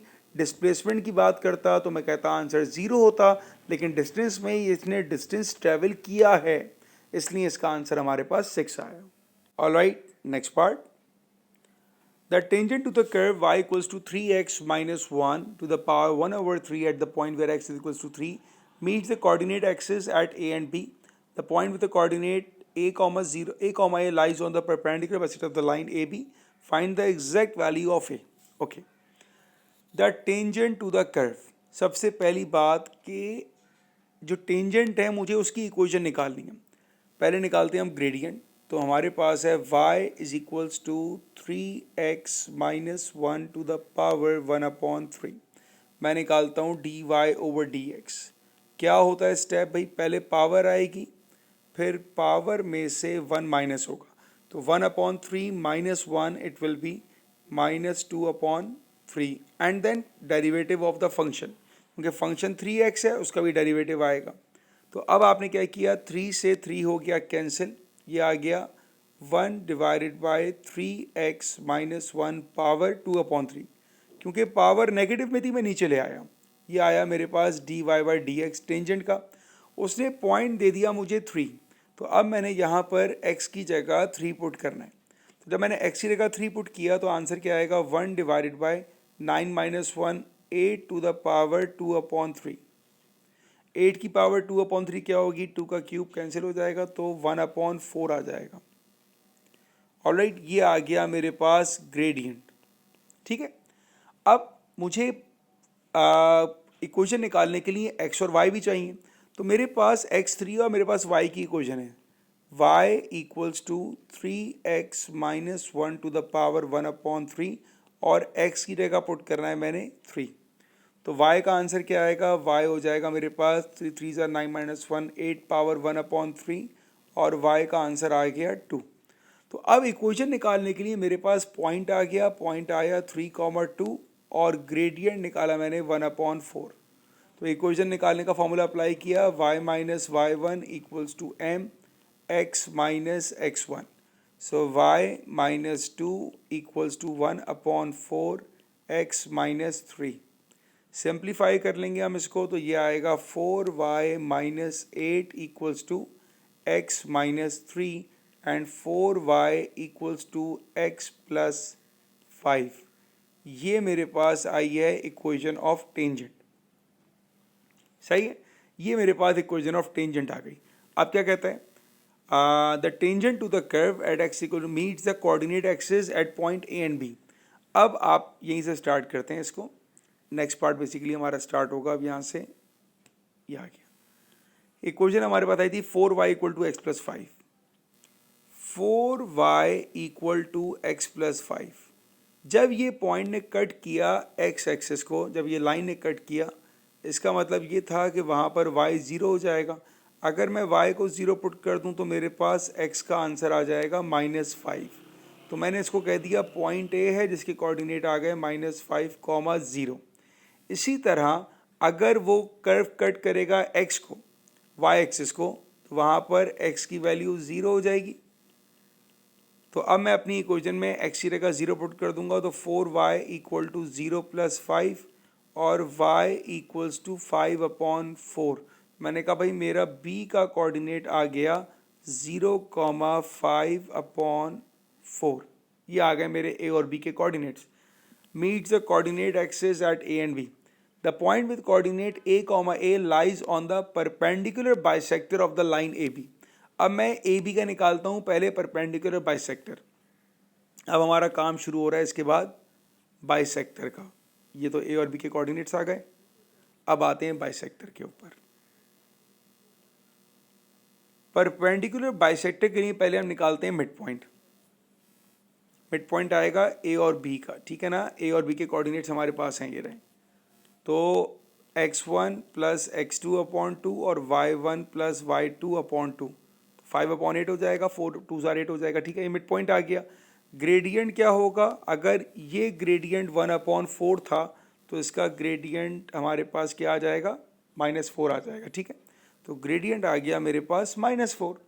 अब इक्वेशन पर आते हैं भाई, किसकी इक्वेशन, बाइसेक्टर की। y minus y1 equals to m x minus x1।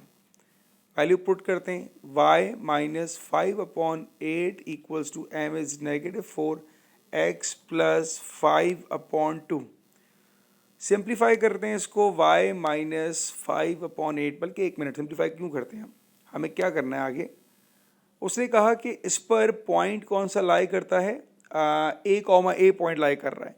तो अब अगर इस लाइन पर a, पॉइंट लाई कर रहा है तो मैं x और y की जगह a पुट कर दूंगा। अब ये आएगा a minus 5/8 equals to -4 times a plus 5/2।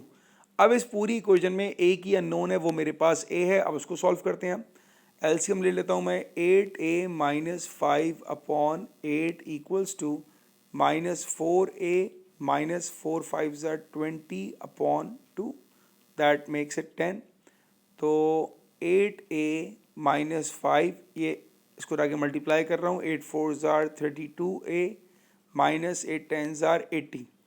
32a यहाँ पर आके प्लस हो जाएगा, 32 और 8 हो जाएंगे 40a, और 5 वहाँ जाके हो जाएगा -80 + 5 -75.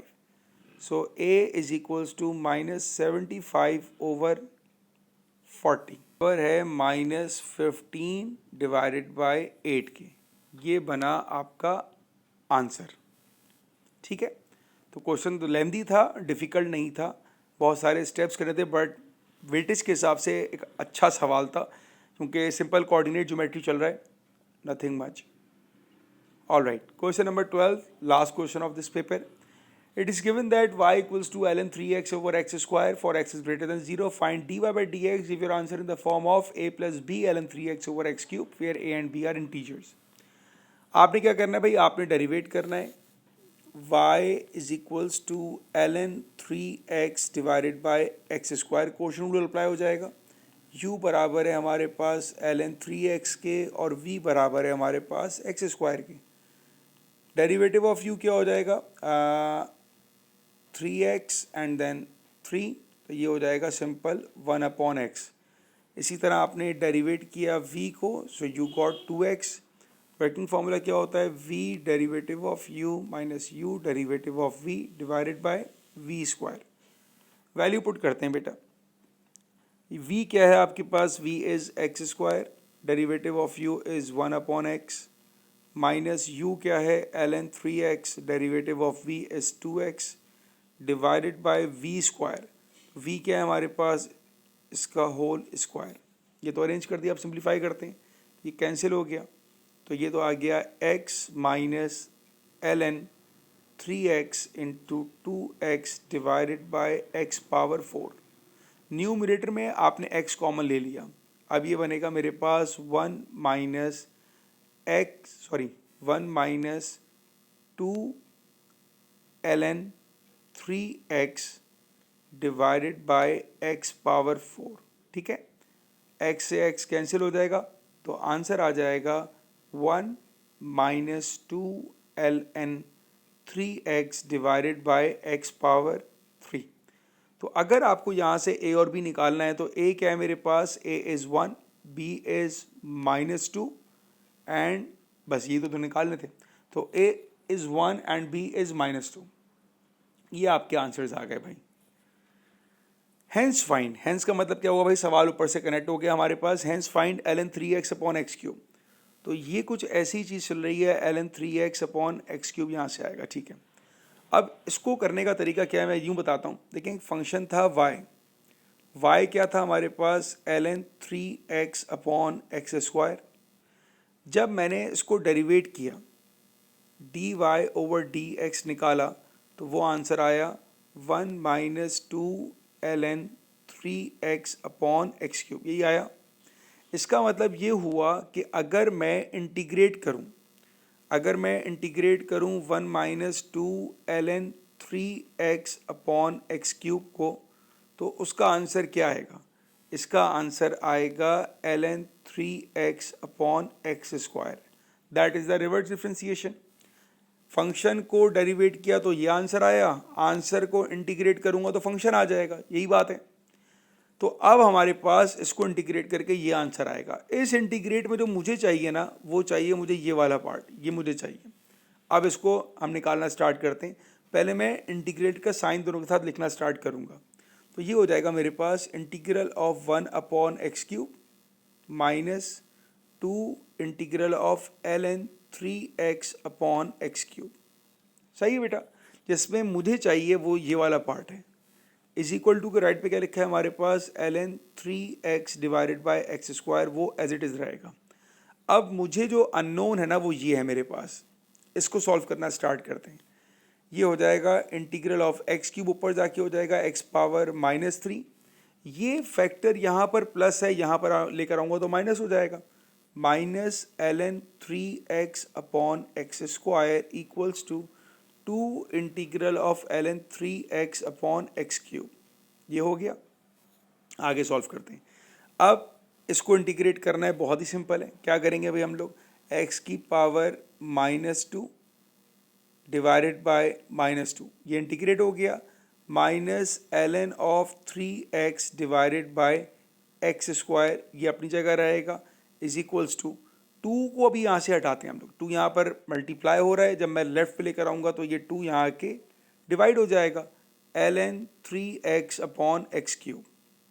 और एक चीज़ क्या रह गई हमारे पास यहाँ पर, प्लस सी भी तो लिखना था क्योंकि इंटीग्रेट हुआ है तो प्लस सी आएगा, लिमिट्स नहीं है हमारे पास। ठीक है बेटा, अब हम 2 को मल्टीप्लाई कर लेंगे यहाँ से, तो ये आएगा हमारे पास -1 divided by 4x square minus ln 3x divided by 2x square plus C equals to ln 3x upon x cube, और ये इसका इंटीग्रल है।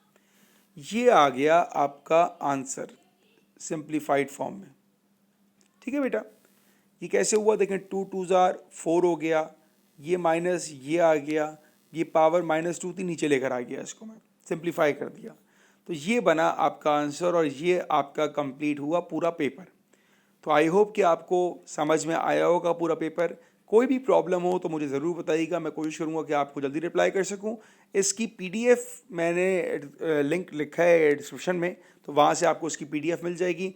और इसके अलावा कोई और पेपर आप चाह रहे हो कि मैं सॉल्व करूँ, कोई टॉपिक समझाऊँ आपको, तो ज़रूर मुझे यहाँ पर मैसेज कर दीजिएगा। Thank you.